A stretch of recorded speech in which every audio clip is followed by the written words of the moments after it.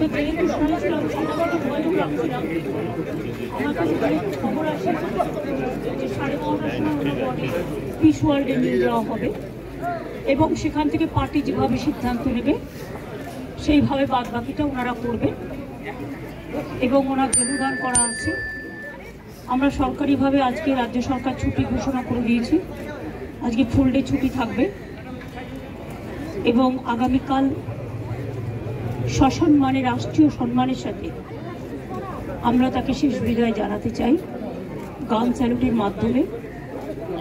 এবং আমি রবীন্দ্রকে এটাও বলেছি, আপনি পার্টির সাথে কথা বলুন, পিস ওয়ার্ল্ডে না রেখে যদি আপনারা ভাবেন যে কারণে পিস ওয়ার্ল্ডে রাখা হচ্ছে, বডিটা ইনভাল্ভ করে রাখলে 72 আওয়ার্স ইন্ট্যাক্ট থাকে, সেক্ষেত্রে আপনারা রবীন্দ্র সদনেও রাখতে পারেন, নন্দনেও রাখতে পারেন, সেখানে অনেক মানুষ আছেন যারা দেখতে পারেন, কারণ শেষ দেখা তো সবাই দেখতে চায়। এবং তারপরে দল যা সিদ্ধান্ত নেবে, বিধানসভাতেও নিয়ে যেতে বলেছি, স্পিকার সাহেবও ফোন করেছিলেন ওনাদের। কাজেই উনি দীর্ঘদিন বিধানসভার জনপ্রতিনিধি ছিলেন, মুখ্যমন্ত্রী ছিলেন, লিডার অব দ্য হাউস, এবং তাছাড়াও অনেক ডিপার্টমেন্টের মিনিস্টার ছিলেন দীর্ঘদিন। কাজেই ওনার মৃত্যুটা রাজ্যের পক্ষে একটা বড় লস। ওনার সাথে আমার অনেকবার কথা হয়েছে, দেখা হয়েছে, উনি যতবার হসপিটালে ভর্তি হয়েছেন আমরা দেখতে গেছি এবং সবসময় উনি সুস্থ হয়ে ফিরে এসেছেন, এটা আমাদের কাছে বড় প্রাপ্য ছিল। ওনার মৃত্যুর বয়স হয়তো হয়নি, কিন্তু যেহেতু ওনার একটা প্রবলেম ছিল, শ্বাসকষ্ট হতো, আর সকালেও বৌদি বললেন যে ব্রেকফাস্ট করেছেন, ব্রেকফাস্টের পরেই শ্বাসকষ্টটা হয়ে হঠাৎ চলে গেছে।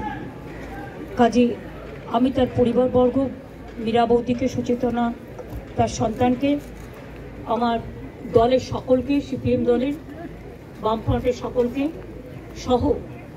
সহ নাগরিক সকলকেই আমাদের শ্রদ্ধা এবং সমবেদনা জানাচ্ছি। ওনার জীবনে অনেক কন্ট্রিবিউশন আছে, সেটা ডিটেলস আলোচনা এখানে করার জায়গা নয়।